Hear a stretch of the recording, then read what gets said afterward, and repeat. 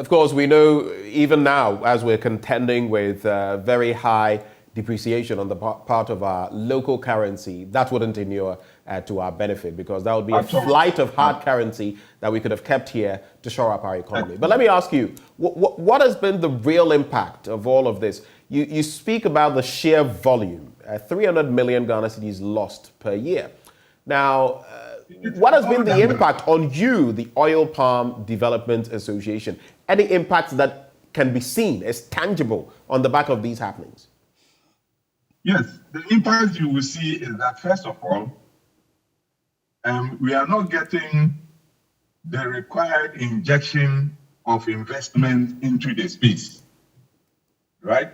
And if you are in an industry that is not growing because there is no fresh injection, and even those who are in it, some want to exit, then that is a suicidal path for any value chain or industry, and for the state for that matter.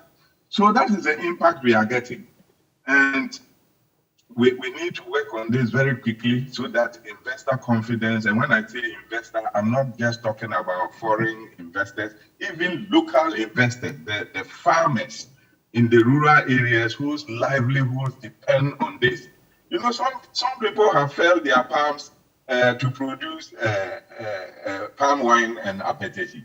Now, palm wine and apetition is a one-time revenue. But if you leave the palm tree, you will harvest for more than 20 to 25 years. And that gives a more sustainable income streams and revenues for the farmers and all those who are engaged in the industry.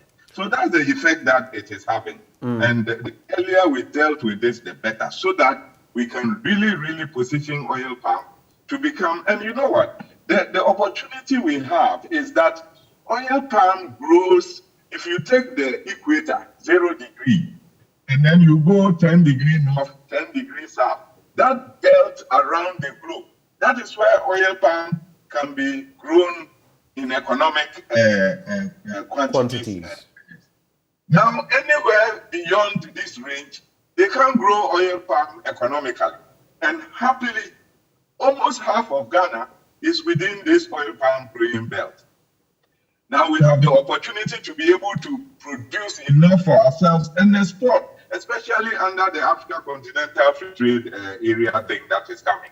This is one of the areas that we have a natural advantage, and we should not allow our own countrymen and women who are selfish and therefore will engage in smuggling to kill this industry. It's a very fine opportunity.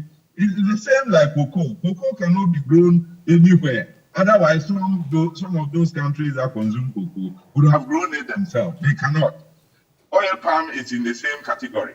And we need to take full advantage of it, expand it, make sure it creates jobs and livelihoods for a lot of Ghanaian people. And I think that Joy FM, this is a very good work that you have done. And it shouldn't be a 9-day wonder. In fact, this thing has been done before, and each time we all go to sleep and the people wake up again and do their thing.